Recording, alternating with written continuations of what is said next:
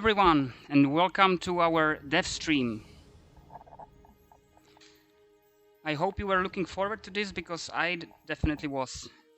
First thing I would like to just know is that you can hear me, and you can also hear background music, but not that loud, so you can hear me clearly. So please confirm in chat.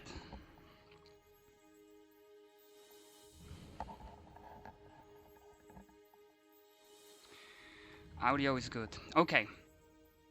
Once again, hello everyone. My name is Pavel Kubat. I'm the developer of Aggressors Ancient Rome.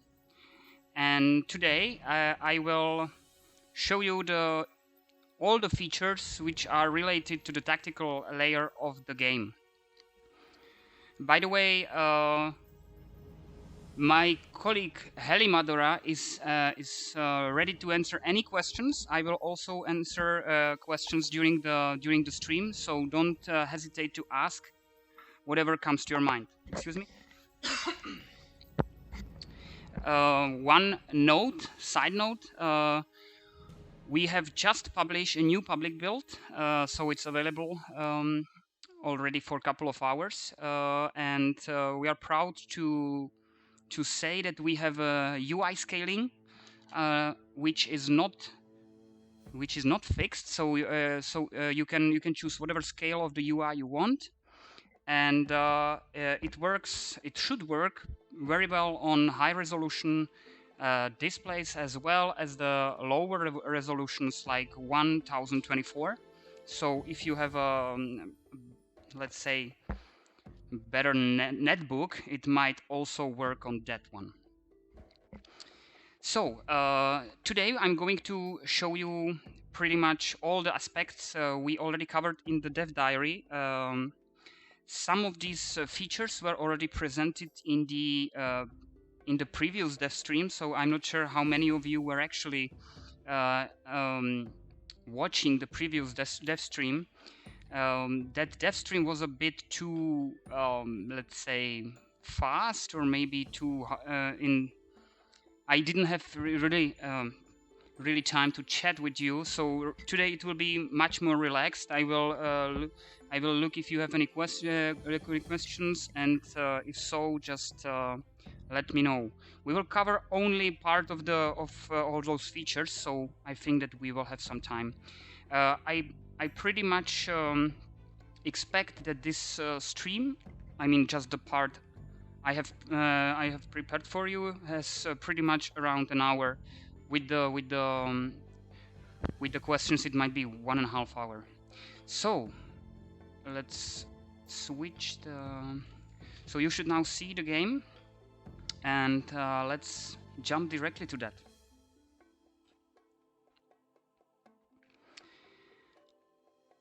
First of all, I would like to say a couple of things about the units themselves, how it's represented in the game, and what kind of properties are there for every unit type.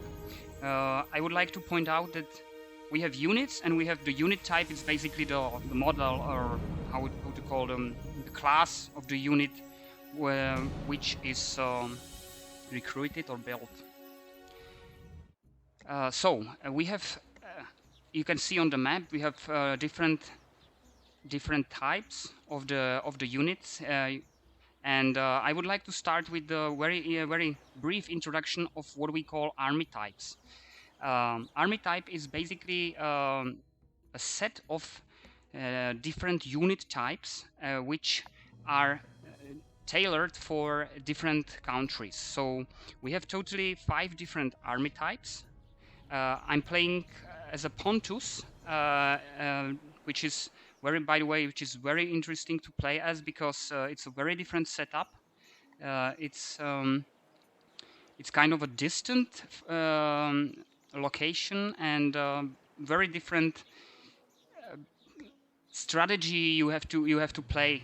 So that's just if anyone is interested in who am I playing as today. So I'm playing as Pontus, and Pontus has so-called Eastern army type, Every army type consists of 6 different unit types, and you can see here we have one unit type, there is another one here, another one here, and altogether there are 5 different army types. Every army type has 6 different unit types. I know it might sound a bit too much, but I will come back to it in much more depth soon. So once you select the unit, so-called unit menu will open in the lower right corner. You can see it here.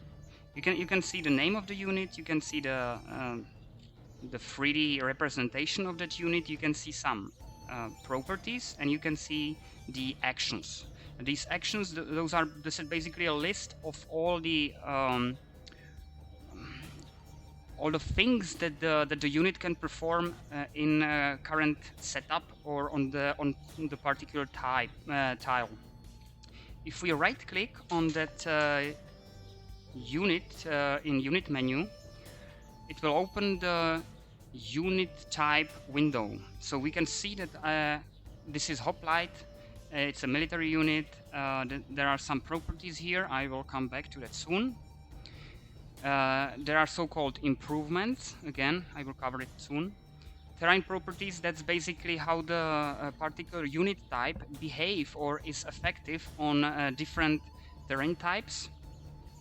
And there are a couple of other information. So this is Greek army type. You can see here, this is also Greek army type. We as Pontus have Eastern army type, which is, for example, this army, which is pikeman, and we also have spearman, and maybe I can have this is the expert or most advanced unit, which is silver shields. I can show you a couple of unit types from different army types. For example, this is the barbarian type. It's warriors. There are X-Men and there are elite X-Men. There are also the Greek types. I already said that there is hoplite and phalangites. There are 2 other army types, which is the Roman army type and the Carthaginian army type. I don't have it here because it's in fog of war, so I cannot show you right now, but there are plenty of videos. I just wanted to point out one more thing. I'm pretty sure that most of you already saw some videos of the game, and maybe you already have the game installed on your PC. What I will try to do, I will simply explain all the features you might have already noticed, but you don't know how they work or why they work that way. So if I will skip something what you think that might be important, then just try to shout, or my colleague will hopefully shout. Okay, so the first thing is the terrain differences or terrain properties. We already partially covered. Basically every unit type behaves differently or is effective on different types, better or worse. It depends on what this unit type was actually what it used to fight on. So you can see, for example, the pikeman. There is this this sword and the shield, and this basically means it's let's call it attack or attack effectiveness, or basically how strong the unit can strike. And then there is this shield, which is like a health. So let me just explain one more thing. So if I will, this is our unit, and you can see that we have attack equal to 3, which is the actual maximum for this unit, and defense equal to 3, which is also the maximum. If we will go to the unit details window, you will see the number of soldiers in this army, and it's 7,000. because this is basically the full.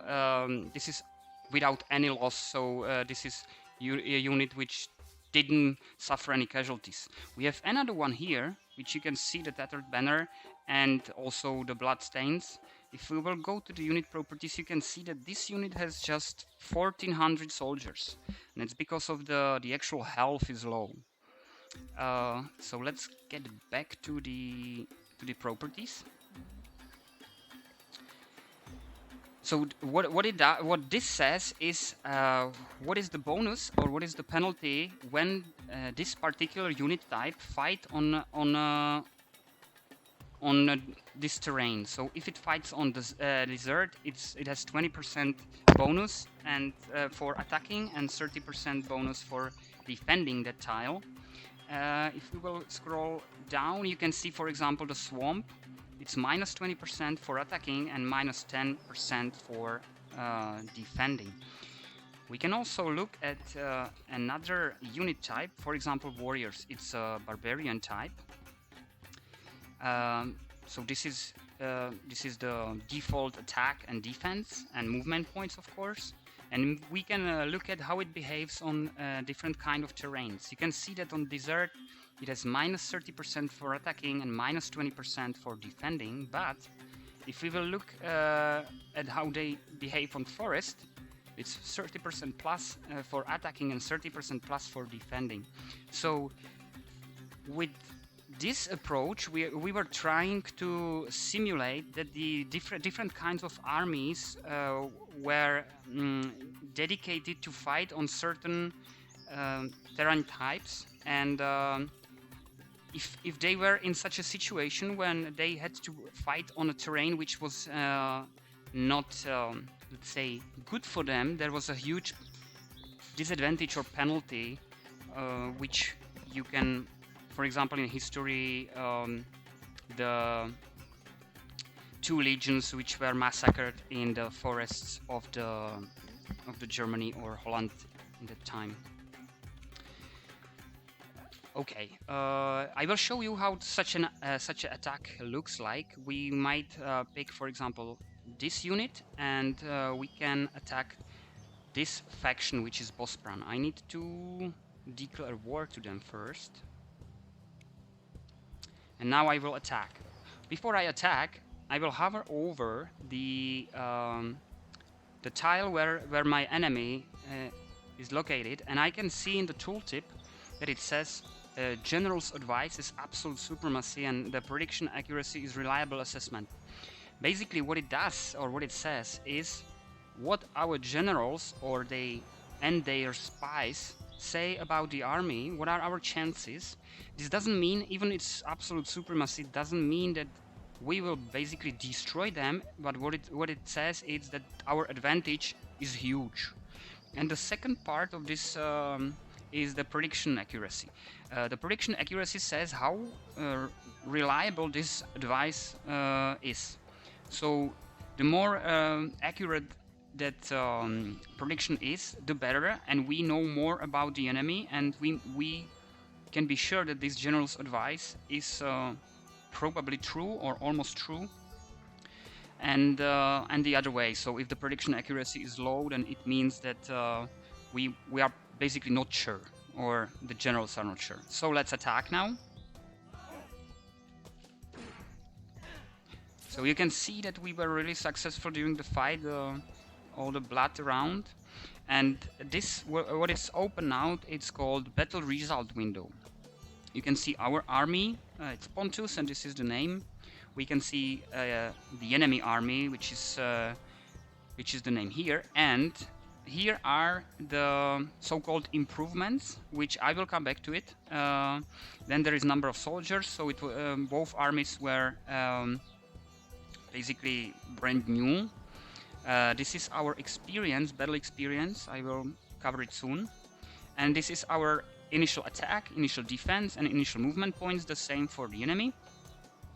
In this panel, we can see all the different bonuses or penalties about the about this particular battle. So this is different for each battle, and you can see here that we have the experience, which gave us 36% up. We have some kind of training bonuses, which is related to this assault, but I will cover it later. There is army moral, and we were actually really happy that the battle was performed on terrain, which is in our favor, and that the same panel is there for the enemy.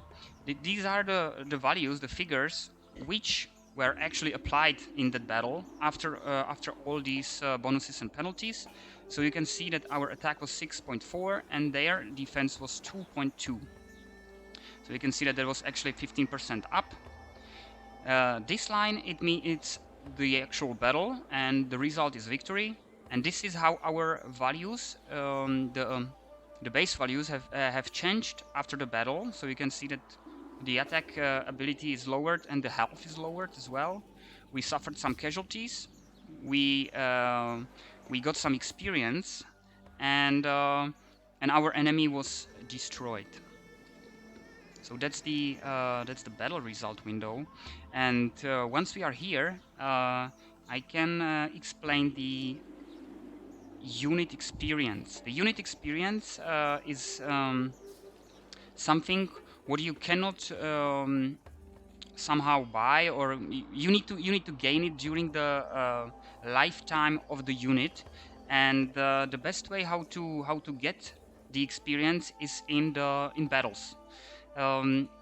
Successful battle brings more experience, successful defense also, and even if we lose in the fight, it also brings us a couple of experience points, but the actual amount is lower. And the second way how we can gain the experience is by training the unit, but that's something I will come back to soon. I just look at if the chat, if there is anything what you would like to know already. It seems like it's all covered. Okay. So let's move on.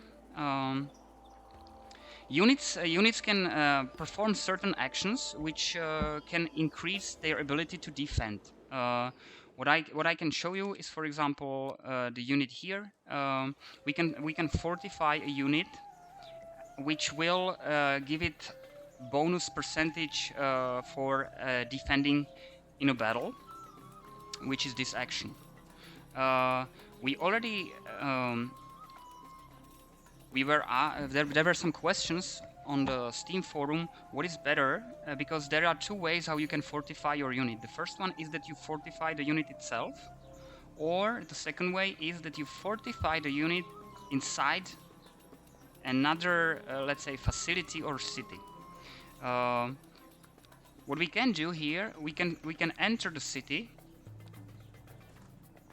and if we do that, the unit will not fortify, will fortify in the city itself and get ready for defense. If you will fortify the unit outside the city, it basically means that it will build fortification in front of the city. There is no right answer here, because it depends on what are your priorities. If you expect that the situation is really bad, it's the city is in danger and there are more enemies coming, then it's definitely better to fortify inside the city. And on the other hand, if you know that there is just one enemy and when he attack, you want to attack back, it's better to fortify outside the city, so the unit is let's say faster, ready to counterattack. The percentage of or bonus percentage for fortifying in the city is 50%, and outside the city it's 40%. It's very different when you have some kind of let's say it's facilities like this. It's can click here. It's stockade, and this basically multiplies the defense bonus for the units which are inside. So if you are in a situation where you need to decide if you fortify in the city or outside the city, this is something that should give you a definite answer. You should fortify inside the city. I will actually talk about these facilities a bit later. So another question. Model. No, it doesn't seem so. Okay. Next part I would like to talk about is the defense bonus or defense readiness. We call it internally. What it means. We were trying to simulate some kind of time flow in each turn. I know that this is a turn-based strategy, but we still wanted to have some kind of simulation of the time in the for every turn, and that's why we came up with this defense readiness. What it means is that if you leave unit idle for the whole turn, it will get a certain bonus for not moving or not performing any other moves during that turn. We can have a look at this battle result window, and you can see that it was already there. It's 30% readiness bonus for being idle. The explanation behind this is simple. If we have unit and we during that turn we move the unit from one place to another, then the unit is basically not really ready for the defense because it was moving during that turn, and that's why the unit lost the readiness bonus. But if you have the unit staying on the tile where it was last turn, then there is a definite the defense readiness bonus once the unit is attacked.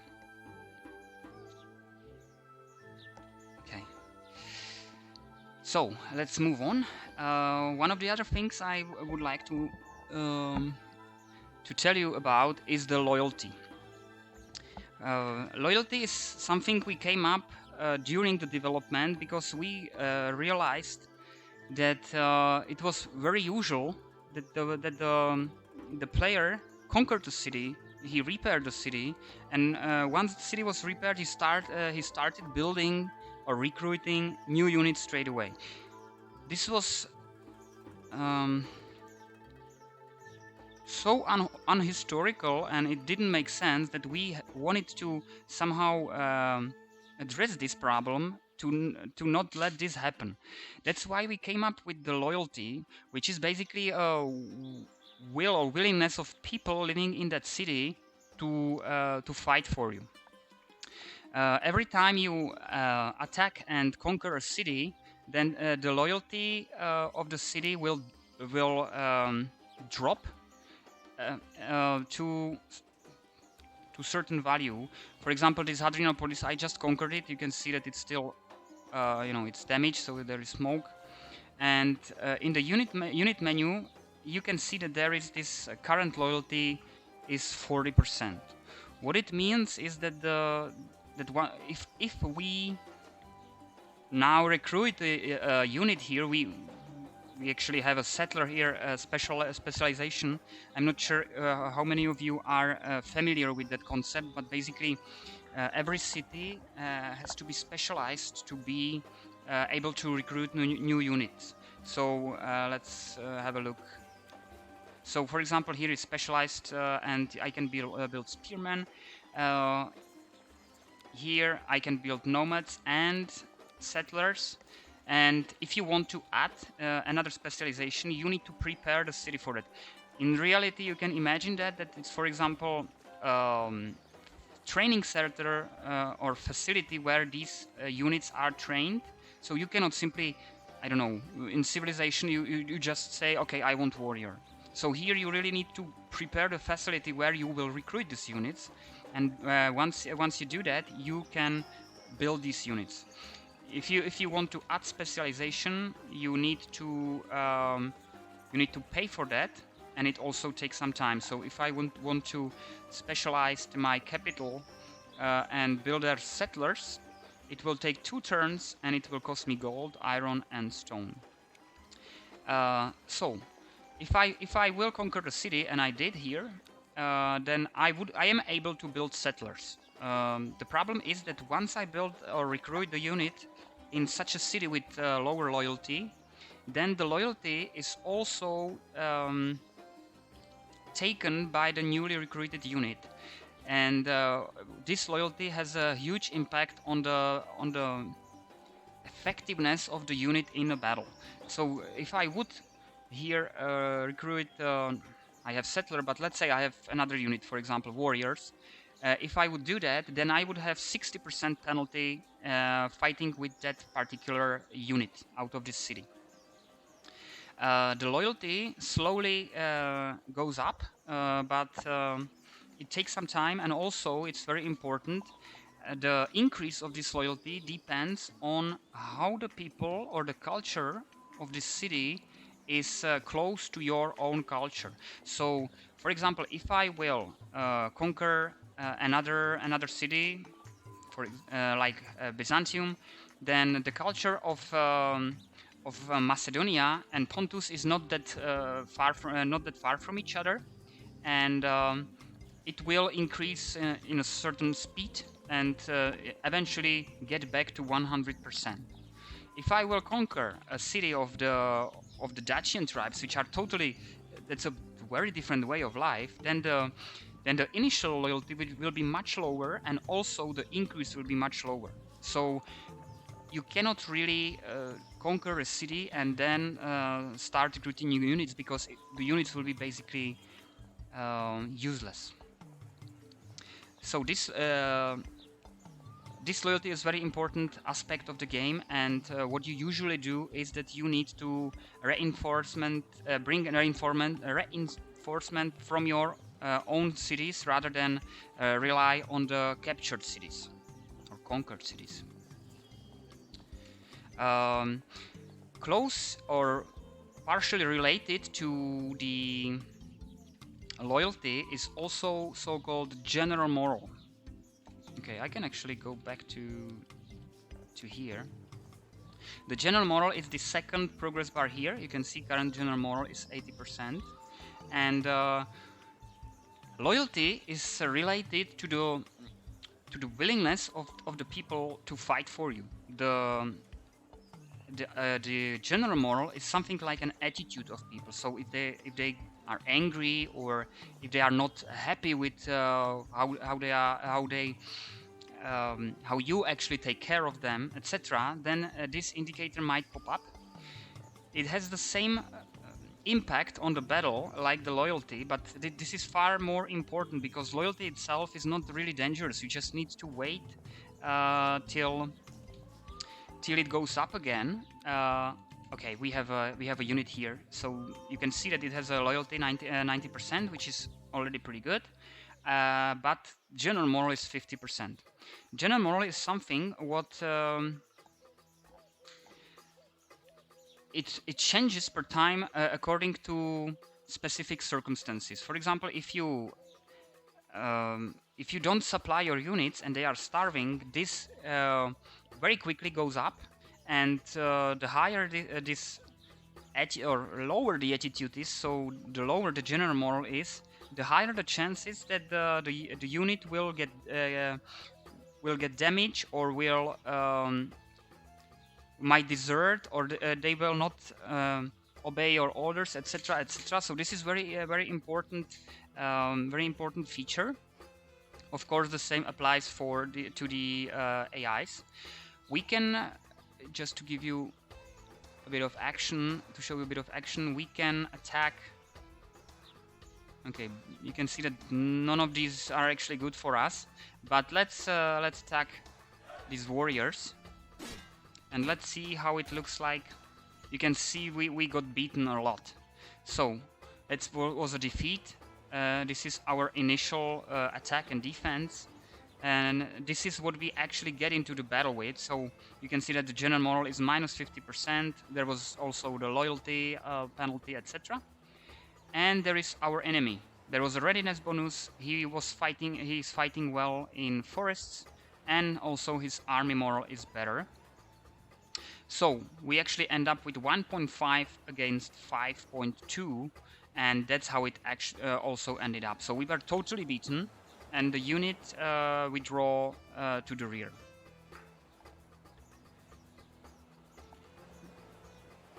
Fortify. Okay, is fortify a unit counting as an action and dissolves being idle? Yes, basically once you fortify unit, it all depends on the movement points. So if you have a unit, let's use the settler because I want to show many other actions. So you can see the movement points, and once I fortify the unit, the movement points are get to 0, which means that the unit was not idle that turn and perform an action. Okay. The next feature I would like to talk about is the number of attacks and number of defenses. So in general, every unit. Let's go to the once again for those who already have the game. Right click is brings you to the unit type window, which tells you all the details about the unit type, and left click brings you to the unit details window, so you will have information about that particular unit. So you can see that that's the name, this is the type, it's clickable of course.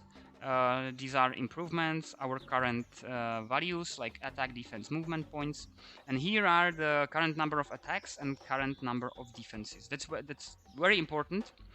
And there are a couple of other things like experience, general moral, loyalty. Here are some information about the current state of the unit. Here is the history of the unit, so you can see that we won this year. It's the same year. We won close to Cherson city. And what this is, every unit has a certain number of attacks. It's usually 1, and it means that the unit can really attack just once per turn. You can train the unit to be able to attack twice. It's called Blitz. It's one of the improvements. I'm almost there to explain you what the improvements are for. By the way, welcome everyone. I see that the number of viewers is rising, which is great. So I hope you will enjoy the stream as much as I do. If there are no questions so far, okay. So that's the Blitz. That's one of the improvements, and it doubles the number of attacks. So this unit can attack, for this enemy twice or another enemy. I think that is pretty clear. Why is that so important? It's related to the number of defenses. Again, similarly to what I was trying to explain about the defense readiness or defense bonus, we were trying to simulate here. I know that some of the players were already asking for group attack. They were saying, okay, there is no group attack, etc. There actually is group attack, but it's much more simpler to set it up, and it's also easier to use.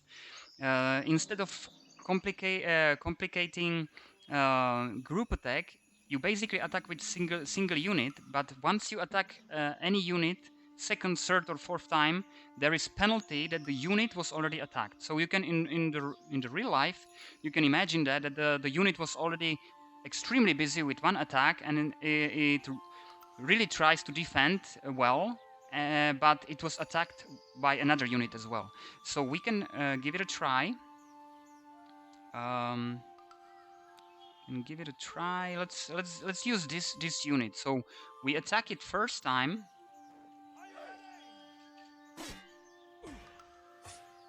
Okay, it wasn't bad. We have army moral better, pretty good, and yeah, it was. we were better, but we still suffered some casualties. They had the readiness bonus and also pretty good army moral. But what we will do, we will attack again.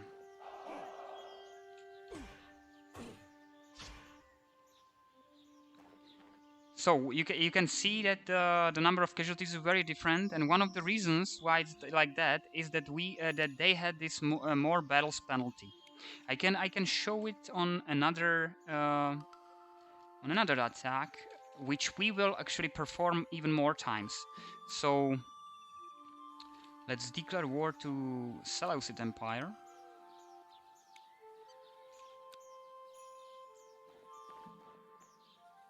This doesn't look good. I mean, the general's advice is dangerous position, but let's give it a try. I wouldn't do it. I mean, if I would play the game for real. You see that we draw because we didn't really perform well, but let's attack them again.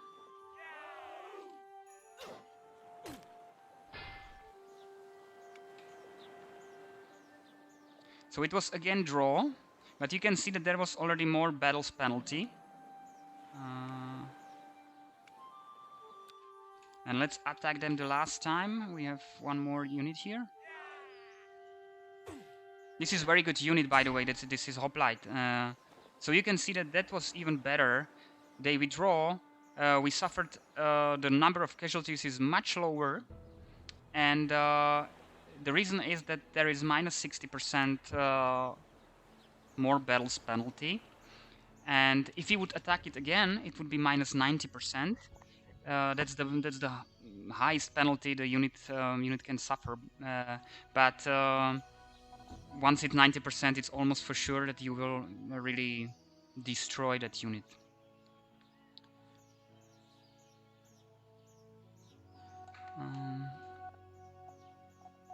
Okay.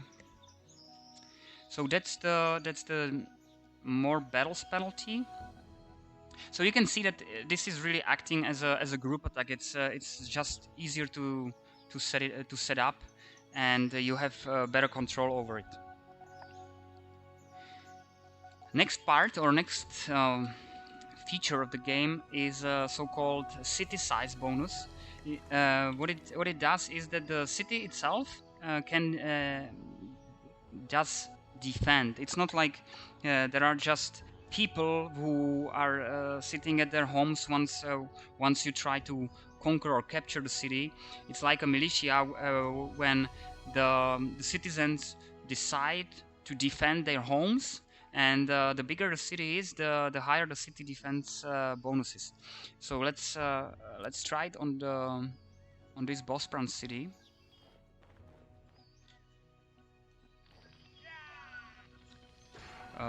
Okay, that was not sure why. So you can see that there is this city size bonus once we attack the I don't know why. Okay, there is we achieved threshold of the winning victory condition. So let's get back to this. So you can see that that our attack was better. Their defense was also better because of the size bonus, but we were still able to conquer the city. With every city you conquer, you partially get like loot, because every city has some kind of stockpile in it, and once you conquer it, you will get that to your own reserve. So you can see that this is so-called a report panel, and you can see that we captured by conquering this city, we captured food, stone, some knowledge, etc., etc. Which is definitely good, and the enemy lost all this. So what we have here, he had also the same, but he got less food, less stones, etc. Okay, so finally we can get to the improvements. So yeah, we can get to that. What the improvements are about? It's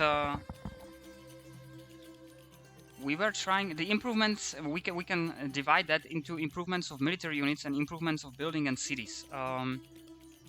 It's kind of a special behavior or special special facility maybe for cities which you build. It's for example, like this stockade. That's improvement, or city walls, and all these things are very useful when you want to defend your cities. So, like I said, if you want to defend your city, it's usually better to enter the city and defend it there rather than outside. And once you have these improvements, you can see it here. This is the improvement panel. You can see here stockade, and here you can see the city walls, which is basically the best fortification of city you can have. This is the basic one. There should be, yeah. This is the advanced one, which is palisade, and then there is the city walls. These improvements not only increase the defensiveness of the city itself, but once you enter the unit, enter the city with unit, it multiplies its defense bonus. We can try it from the other side. So you can see that Bosporan has this city well fortified. So we get closer. This is hoplite, by the way. Hoplite. This is a pretty good unit, especially on the flat terrains. And this is a flat terrain everywhere. So we are in a good situation. And we can attack. The problem is that we are right now. We know that there is a unit. Our spies told us that there is a unit, but we have no idea how strong it is. So we will take a risk and attack it. So we are basically attacking the unit behind these walls, and you can see that we didn't perform that well. And the reason is that the defense was multiplied by 120% by this defense bonus, which was there because of this stockade. So this is the best way how you can defend your cities. And for example, if you know that there is going to be a huge fight, or maybe you see many units approaching your cities, then you should fortify in your cities and ideally be prepared and have already these facilities built. But that's can you buy all improvements, or are some only available by winning objectives? For cities, all of the improvements are available for you to build. Once you get to that point in the invention tree, which gives you the ability to. So our basic one is stockade, and you can see it's here, and we don't see the rest of the invention tree, but we can get to the rest and build the others. It's a bit different for units themselves, because they can be also improved. I can show you.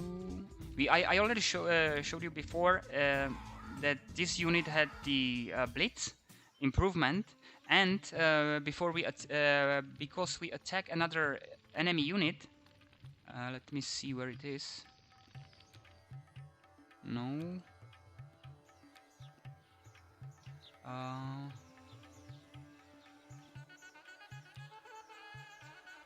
Okay, where it is?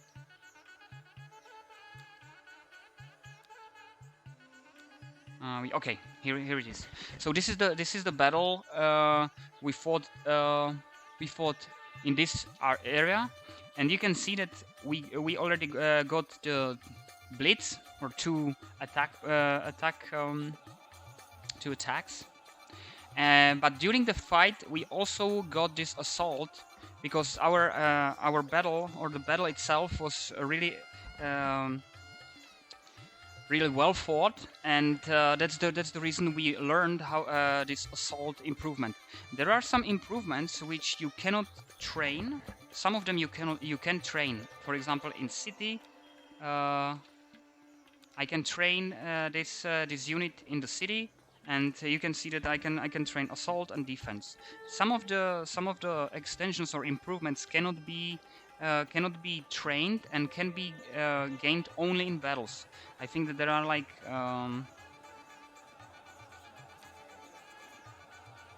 so these are all the improvements you can have. Some of them are really I'm pretty sure that some of them you will really like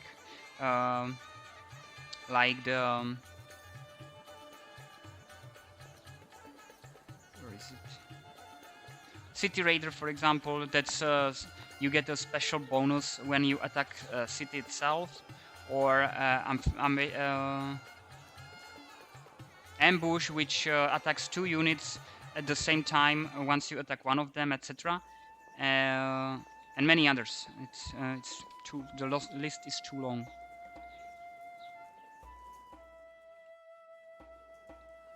Yes, Matron 678 asks if a unit if fortifies on the tile very city, then it's basically outside. Yes, so there's no bonus for the stockade or palisade or city walls because you decided to fortify them in front of the city walls. But like I said, it's much better to fortify them in the city. Okay, so let's get to more advanced features. One of them is army moral. What we were trying to achieve with army moral is that you can imagine that you have an army, and the army is fighting on 2 different fronts, 2 different front lines. On one front line there is a really strong enemy with a reputation which which causes that your soldiers don't really want to fight against this enemy. But on the other front, there is an enemy which is usually really weak and doesn't fight well, and that's what we that's how we based this feature on. Basically, every enemy has a different, or every enemy has a different army moral. Your army has fear or is feeling superior to that particular enemy. So if I will show you how it looks like, you can see here in the tooltip that there are many informations, but one of them is attacker army moral is decent. Decent is good. Decent is better than average. We can also see the same information in the diplomacy window. There is the army moral window, so we can see that it's better than average. But if we will look at the different enemy, for example here, you can see that the attacker army moral is poor. Again, I can go to the army moral window, and you can see that it's way below average. So let's give it a try and attack this enemy.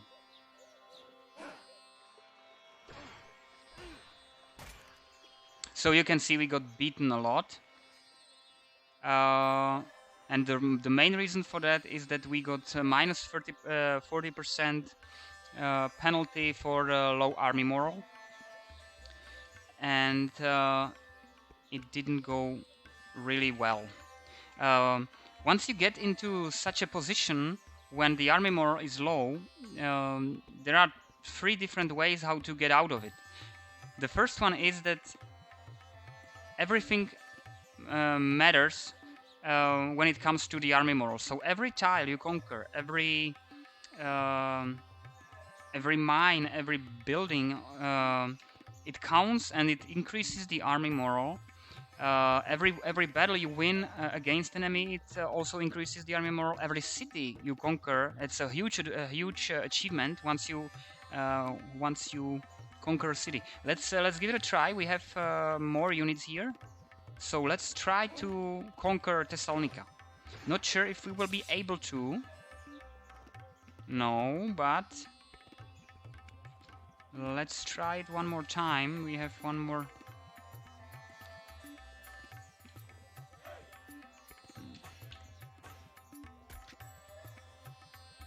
No, it didn't work out. So you can see that there is a size bonus, there is more battles penalty, but it simply didn't work out. With the minus percentage is too high. But if we would conquer the city, the army morale would go up. The second way how to increase the army morale is to sign a peace. Once you sign a peace, the army morale will slowly get back to the average value, and once it gets back to the average value, you might start the war again. But you really should take care of your army morale, and the best way is to sign a peace. If you can't sign a peace, there are tools. That's the last option you have. How to increase the army morale.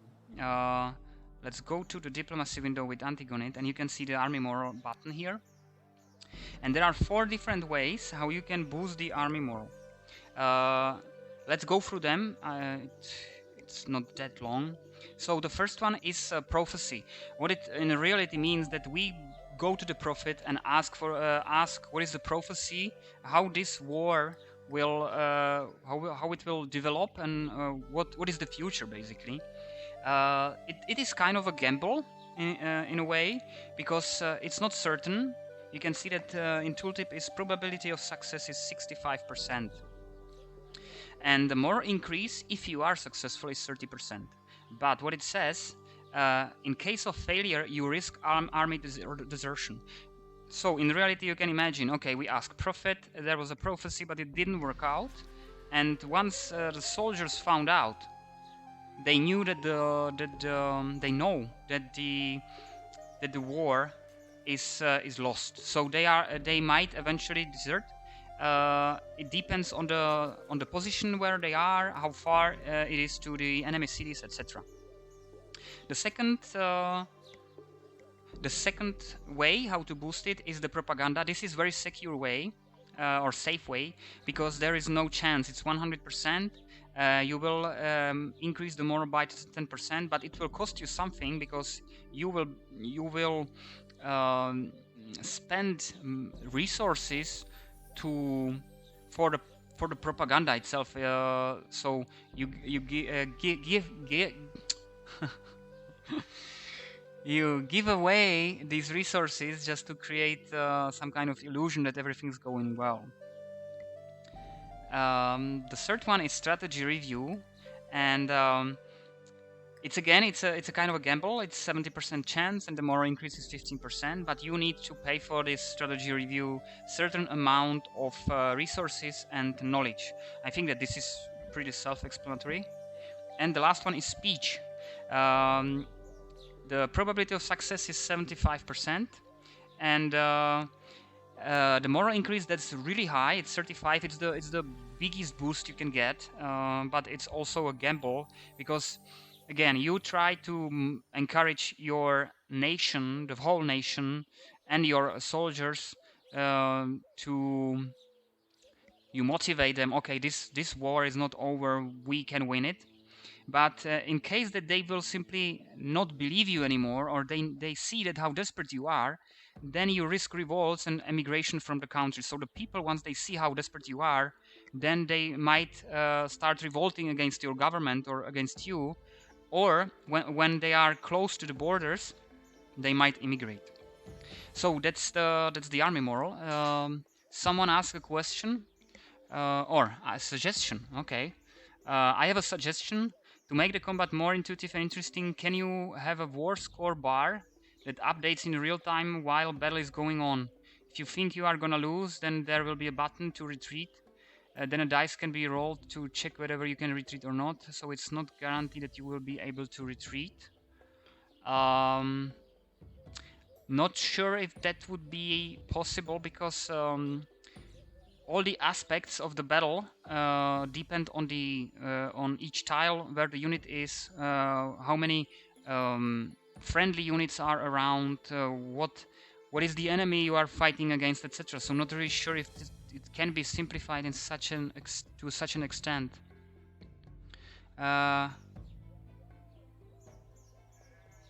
Okay, so let's move on.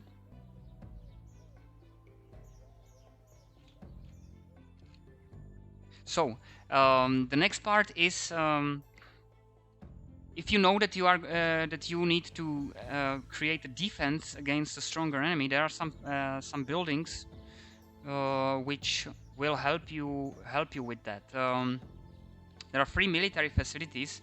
We can see here just one. I built here the fort, and what it does, it's similar to city. So once you enter and enter the fort, then it multiplies the defense. So we can basically load the hoplites to the forts, and it multiplies its defense when it's attacked.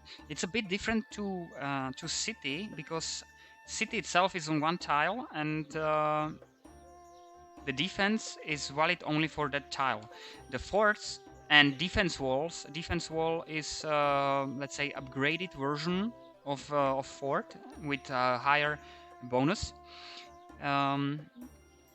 So once you enter this fort or defense wall, and the defense wall is attacked, the unit doesn't defend only that particular tile, but it moves inside inside these forts, and also defend against 2 tiles. So if we will enter here with another hoplite, then we will have all these 5 tiles covered wherever the enemy attacks. What the units do, they basically move inside these forts wherever it's attacked and defend. And the last facility for attacking or defending is the patrol tower, but we don't have a right now. We don't have the technology for that.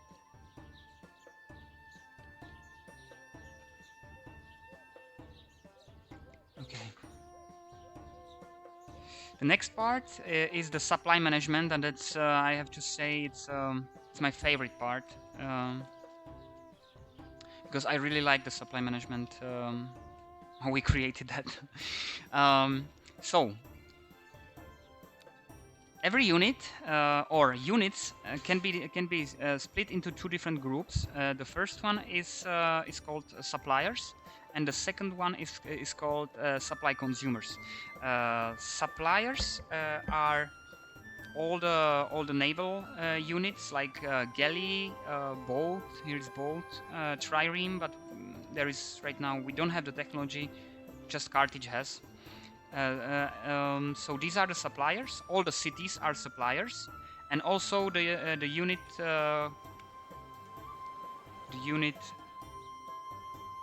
wagon. Let me just open it. Where is that? Yeah. Which is used for supplies, and also it transports the infantry units on longer distances. So these are the suppliers, and they provide the supplies to the supply consumers. Supply consumers are pretty much all the units, all the units which can move. The only ones which don't need supplies are the settlers, and if you have a certain improvement, then also it's called self-supplier, or it's called forager. No, sorry. Self-sufficient. So if you have such an improvement, then you don't need the supply lines. But all the other units need the supply lines, and this is how it works. I will now turn on this supply area overlay or highlight, and you can see that that it highlights the map with different colors and different shapes. Where on those tiles where there is no shape and no highlight, these are fully supplied. If I will, you can see that when I move the cursor over these tiles, you can see that there is tile supplied 100%, tile supplied 100%. If I will hover over the tile which is already highlighted, it says tile supplied only by 80%, and it's in red. So those tiles which don't have this highlight are fully supplied. Those which are in this color range of yellow till brown are partially supplied. So you can see here 80%, 50%, 10%, and those which are in red are not supplied at all. There are two different ways how you can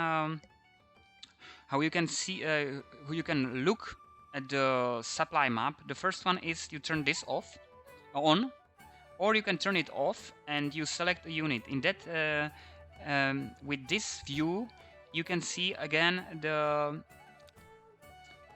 red ones are those ones which are not 100% supplied, and it also shows the supplier. You can see the green cross, which is our supplier, and the tooltip says my supplier 100% of supply. So we entirely rely on supplies from this galley. When we select the galley, it will says supply 4 units. So I will show you now what it actually does when we move the galley away from the coast.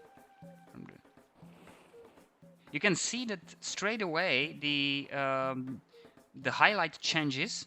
So this is supplied on 30%, 50%, 19%, and this is fully unsupplied or not supplied at all.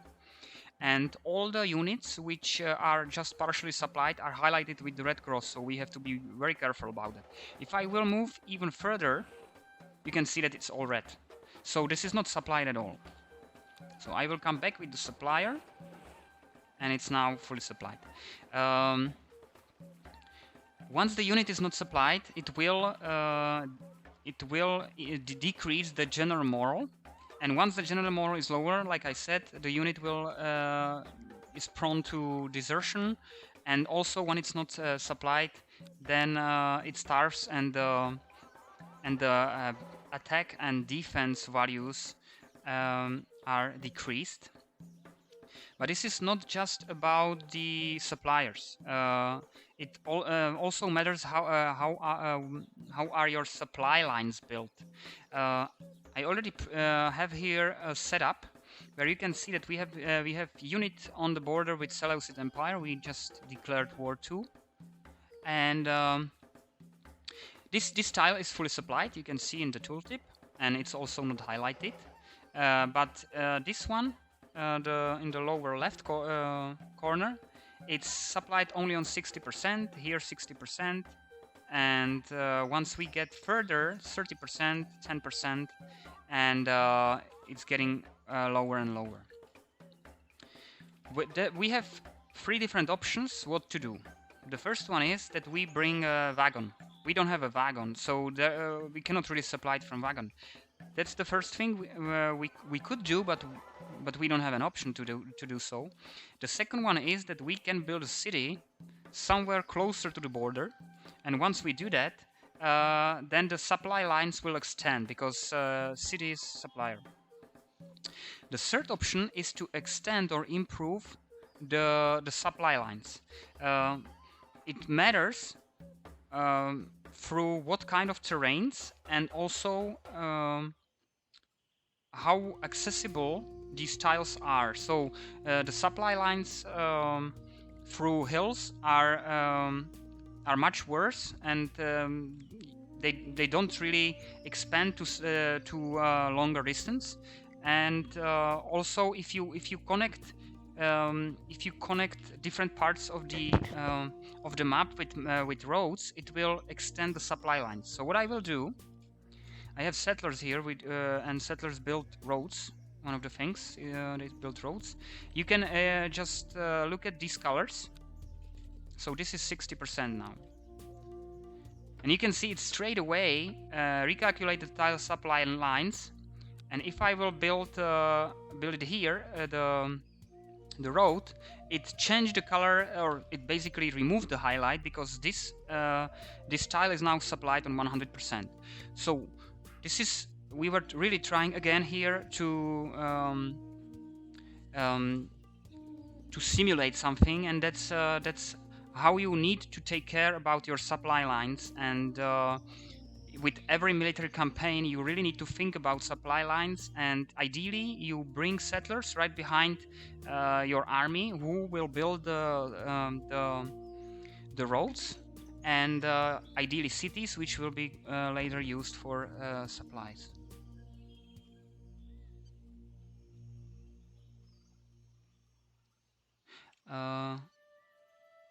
Okay, we have a question here. Does anyone think that the terrain colors could be made more vibrant? I mean, not like Sif, but at the moment the map color looks very bland. Okay, we have a solution for that. The game is really customizable, so you can do what a lot of things. One of the things, I'm sorry that this is like a, a break from that military stuff. So you can go to game setting and you can change a lot of things. One of the things you can change is called terrain color overlay. If I will set it to higher colors, you can see that the terrain is much more vibrant per the value of the slider. You can have 100%, which is purely just these colors, or you can have blend with the text with the texture of the terrain. And there is other thing what you might like. It's called terrain saturation, which basically makes it more colorful. So if I will change it to 120 something, you can see that now it's much more colorful, much more contrasty, much more saturated. We were really surprised by that some players really prefer to have such a saturation. I think that the highest value is well, it's really crazy if you go for 200. But yeah, that's the answer to conjecture. There are many things you can actually customize. For example, if you think that the fog is too dense, the fog of war, then you can also change the value here, fog density, and make it a bit more transparent. There are you know, there is many things that you can really tweak. You can see that unit sizes you can change if you don't like this unit size, etc. Okay, let's move on. Let's get back to the reason why we are here today, and that's the okay. We are actually getting to the last part, which where I will just explain a couple of specialties, I would say. One of the things which is important in the game is to take care of the actual direction of the attack. The rivers are very important defense lines, maybe, because they are it's difficult to cross over. Some unit types cannot cross the rivers at all. Some of them can, but once they do, it usually consumes all the movement points the unit has. Once it consumes all the movement points, there is no bonus for not consuming all the movement points, and the unit is more vulnerable to attack. So if you know that enemy is getting closer, you just create your defense line behind or along the river, and once he tries to cross, you just attack. You can, if you basically, of course, you can build bridges. Once you build bridge, then there is no penalty for crossing the river. But enemy can also use these bridges, and that's why you can also destroy the bridge. You can see the action destroy bridge, which will again get back to the actual initial state, and the river has to be crossed with the penalty. The next part I would like to tell you about is the you can attack from the boats as well, or from the naval units. You can see here we already have one army here inside. It has some lower loyalty and lower general moral, but we can attack straight away on the coast. It says that the advice is it's not recommended, but let's attack. I don't expect that we will win. I'm pretty sure that we will lose. Okay, it was even better, worse. So we were massacred because the attack bonus is minus 50% due to the unload attack straight from the coast, which where the unit is very vulnerable to the to get beaten. The desertions I was talking about is something what was in ancient times, which was extremely important to take care of. The moral was much more important than today, and moral sometimes even won the whole battle. And desertion was something what was happening. We were also trying to cover this, and once the unit gets lower general moral, I'm not sure if I can show you anymore. Once it gets lower general moral, it's prone to there is a risk that the unit will eventually desert if it's not going well, or it starves, or it's the units around are very strong. And to mitigate this this problem, you should always have your units close to each other, which gives them a bit more courage to stay on this on your side and not desert. Then the other things which count is that the power of the enemy player. So once you are close to the powerful state, then the units might eventually desert if they are not fed well, etc. Because they feel strong that you will not really chase them, because you will not have a power to chase them to the enemy. The last thing I want to cover is the sieges. There are three ways how you can conquer the city. The first one is that you attack the city and you win. The second way is that you besiege the city, and once you besiege the city, it means that you conquer all the tiles around, which I will not be able to.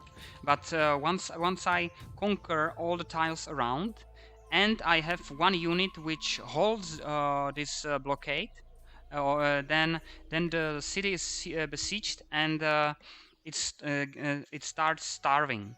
When it starts starving, the general moral goes down, and it eventually will either starve to death, or it will eventually desert, or they will open the gates and you will be let in. This is a way how you can get or conquer the city without any losses. But the problem is, once you do this, sieges are considered dishonorable actions, and once you besiege the city and let the unit starve, it doesn't just worsen the relationship with the owner of the city, which is the enemy, but with all the other players, excluding those ones which are also besieging the same city, or which are your allies. So this is not something you would really want to do all the time, because once you do it, the attitude towards you will get lower and lower once you have no friends around. And also, once you besiege the city and they eventually open the gates to you, then the loyalty and the general moral will be so low that it will really take decades to get to a state when you can recruit a unit or do anything with the city.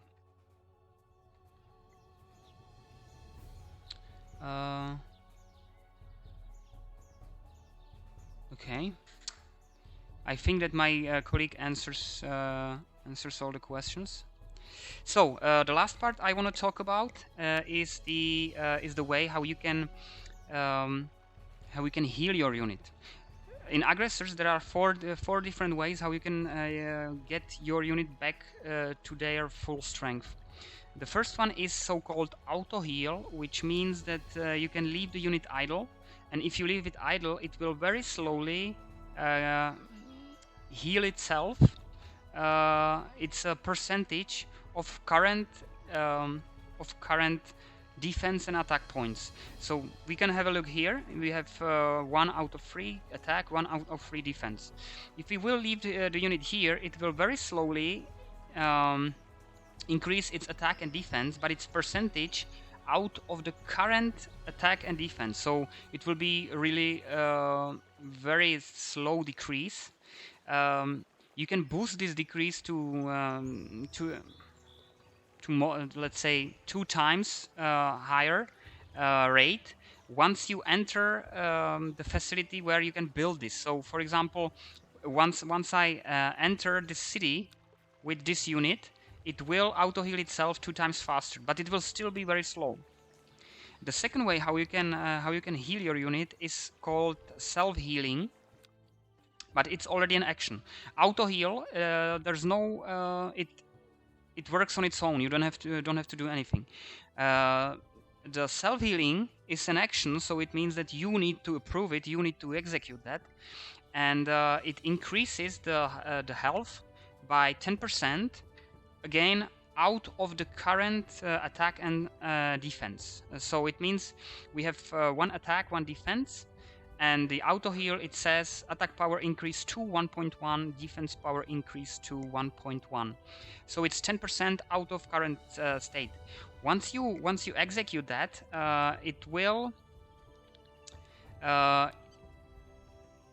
take 1 turn to you can to actually have the unit available again, because this unit doesn't obey any or more orders. You can see that there is a special icon which says that the unit is extremely vulnerable to enemy attacks. If you imagine what it means in reality, it means that they set up the camp and they are trying to focus on healing, and so they are trying to cure the flesh wounds, etc., etc. And once they do that, they are not really ready for any attacks. So you should perform this action only when you are not close to the enemy, which might eventually attack you, and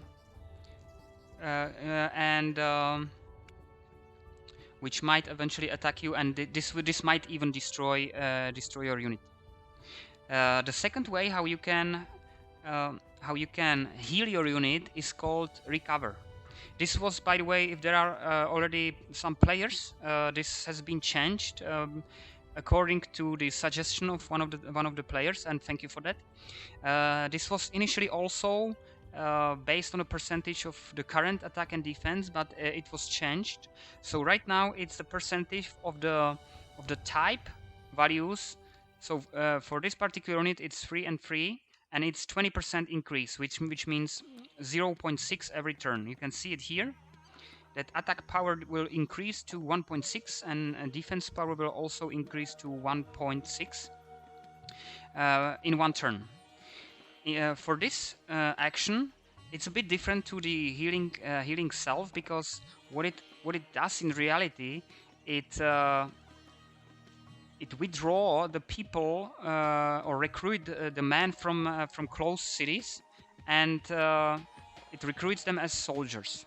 So that's why you need some resources for that. You withdraw some people. You can see that it costs you 2.8 citizens, which is a resource.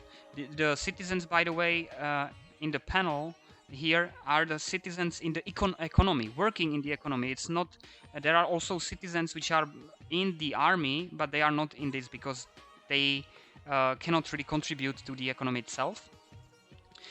So once I click on this action, it will withdraw some people from the nearby cities. We also need to create the gear for them. So there is an iron and there is gold, and also there will be a huge the penalty if this unit gets attacked. So I will perform this action. I'm not sure if you noticed, but this particular city changed its size from 5 to 4, and that's because of some of the people or some of the men were recruited in our army. Again, you can see that it's extremely vulnerable to enemy attacks. One point which is important when you want to recover your unit is that, like I said, it recruits men from the nearby cities. We just conquered this city, and you can see that the loyalty and the general moral is low, or not 100%. If I will now do the same, I will recruit recover this unit. The only way how to get the man will be from out of this city. But once I do that, it will proportionally decrease the general moral and also the loyalty, per the loyalty of the men who were brought to the army. So this basically plant a seed of rebellion and on the lower loyalty to the army. So once I do that, you can see in the panel here that the loyalty has already decreased to 89%, so 11% less, and general moral is 97%. So once we attack with this unit, it will get the penalty for having these untrustworthy men in the army. Once the unit is already has an experience, then the experience also decreases because you recruit rookies into your army, and it decreases the experience.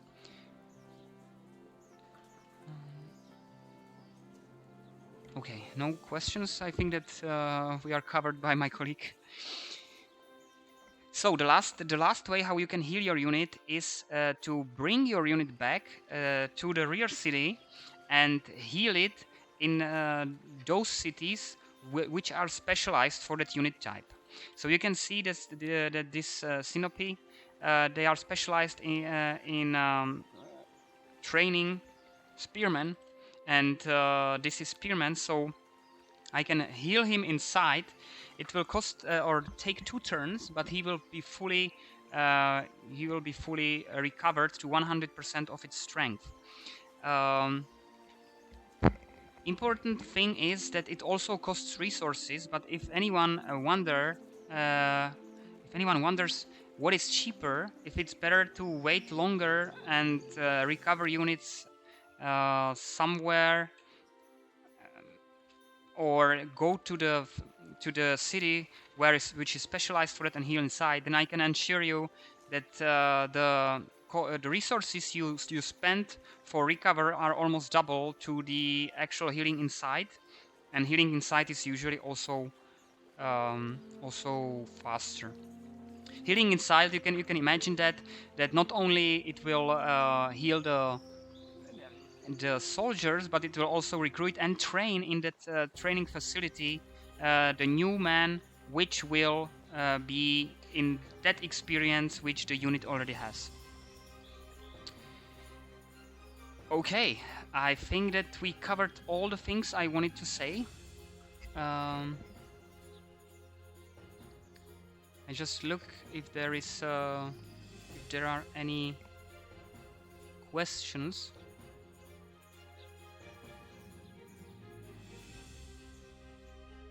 Doesn't seem so. I'm waiting for my colleague to tell me if there were any.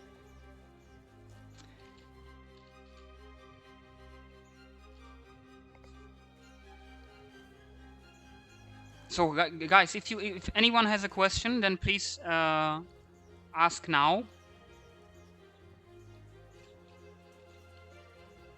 I really tried to cover it as much as I could in detail. Do factions have different tech trees? No, the tech tree is the same for the specific game for all the factions, and the reason for that, there are 2 reasons for that. The first one is that we wanted to have a balanced world where there would be no disadvantage or advantage in the particular tech tree. That's the first thing. The second reason is that we have this feature called mixed invention tree, and this mixed invention tree mixes the invention tree to a certain extent. So there are some rules which must be always met, but we want this mixing to be fair, so it means that all the factions have the same mixed invention tree.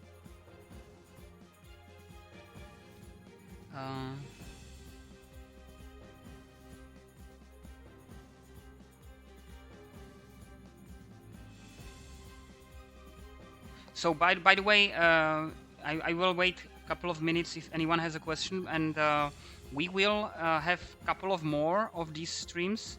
I really tried to explain the same things I did explain in the dev diaries, and if you want to know more or maybe a different explanation, probably better explanation, then there are dev diaries which try to cover similar aspects of the game, and we will, for the next dev streams, we will try to cover another features of the game which were also covered in the dev streams. Okay, so it seems like everyone understood all the features, which is great. It means that I was probably more clear than I thought that I am. All right, so thank you very much for joining me and watching the stream. By the way, this game was released just 1 week ago. It's brand new, and it is around $25 if you are interested, and we would be happy to hear your feedback, not only when you buy the game, but also when you just watch the stream and you have some questions or maybe even suggestions. We are happy to talk about it and even improve it if we find it like a good suggestion. Okay, thank you very much, and we'll talk to you next time. Have a nice evening.